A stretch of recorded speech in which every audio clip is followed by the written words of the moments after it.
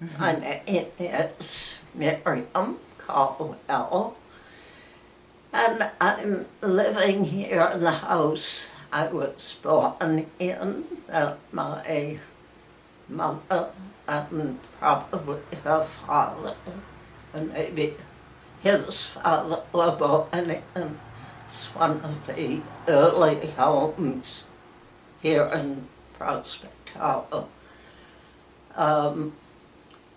And I grew up here, went to school at Orlando University of Maine, and eventually went to New York for a couple of years and joined Chenoweth in New York, and without any idea of how I was going to earn a living. I just loved being in New York, being from a tiny Maine village. It was just heaven to be in the city. Then, as circumstances turned out, I came back to Maine because my grandfather was the postmaster here, and he had to retire because of the age limitation. So I was urged to come back and apply for the post office, because after all, I wasn't really doing anything but writing a little poetry and enjoying myself. So Chenoweth had been living in New York for a few years, and she was anxious to paint and write and carve instead of working in an advertising agency. So, but she didn't encourage or discourage my coming back to Maine. She just let me know that if I wanted to come back, she would gladly come too. So we came back, and I was appointed postmaster. So Chenoweth was in this first wave of people from away coming to Maine to live. And actually, though I never thought about it at the time, I realize now I lived in both worlds. I was a native, but I was with Chenoweth and meeting the artists, painters, and writers that somehow found each other here in this whole area. We rented a little house on the sand beach a mile from here.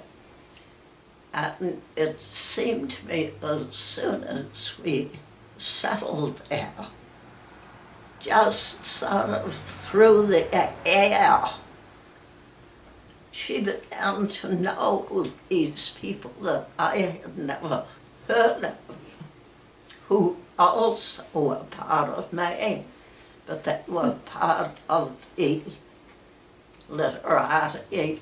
They were the painters and the writers who also had a foot in New York, went back and forth. Well, after Channing and I moved up here, we both went back to New York, probably 3 or 4 times a year for a week or 2 weeks. She went back first to sign a contract for a novel, and that was very exciting. And Chenoweth was writing short stories at this time and publishing in literary magazines. So I simply began somewhere along the line to write short stories. I think simply copycat, because Jenny was writing. And then eventually I started to write a novel. Chenoweth and I wrote so differently. I mean, Chenoweth was actually an intellectual and approached things from an intellectual viewpoint, and I'm not an intellectual, and I see things very differently than she did. So our books couldn't be more different. Chenoweth had friends in New York who were connected to publishing and gave us names of agents, so that we each had our agent in New York. And my agent was Bernice Baumgarten, who was with Brand and Brand, who are one of the biggest and best known agents, literary agents. They have all these big names. And Bernice took me on and sold my first novel, Went Off the Water, to Random House. So that's the way our life gradually expanded. I published When Alphabet was published in 1945, just after the war had ended. And my second book, Day of the Trumpet, which was an attempt to fictionalize my paternal grandfather's life, built as one of the early lobster dealers who helped expand the lobster industry in Maine, was published in 1947. Then I had several years where a book I had written did not appeal to anyone, and it went back and forth. Then he sent it out, publishers sent it back with suggestions, and changes were made. And that went on for 3 or 4 years until I just realized I should drop it. And I sat down and wrote Young as an antidote, really, to this book that was stymieing me. And Young just wrote itself, really. It was very easy, and I enjoyed it because it amused me probably more than anyone else. And Young was published in 1955. Then my next novel was not picked up. And I wrote two novels that were not picked up. They were sent to publishers along as they have records of all these letters back and forth. But they were not picked up by publishers.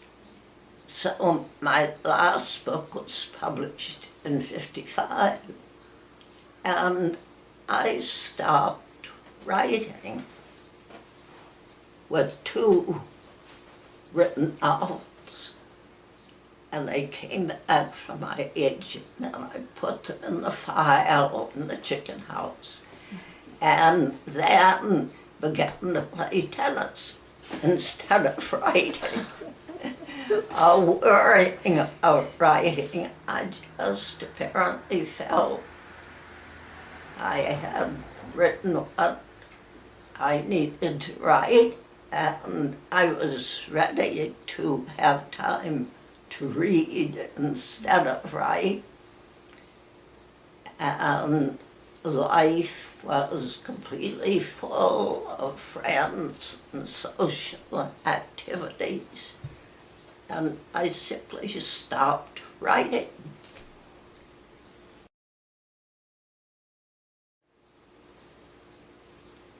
For some reason, I picked up one of these manuscripts from the chicken house. I was looking through something, looking for something, and I ran across this manuscript. And I brought it in and sat down and began to read it. And I loved it. I thought it was great. I enjoyed it. Well, Connie Hunting was a friend, and she had somewhat mentioned that I'd found this manuscript, so Connie wanted to see it. She read it and immediately wanted to publish it. So she published it with her title, which was Candid. Connie, as you know, died tragically too suddenly, and the book was just off the press, I think. And anyhow, it was taken over by Island Port Press. And they did another printing in 2008. So that was a lovely resurgence of interest and notice and friends reading, and for Contentment Cove, which I have her to thank for. As far as being the material I have written about has been Maine material, and it has been mainly changing demographics along the coast with a completely new population moving in. But actually, I don't think of myself as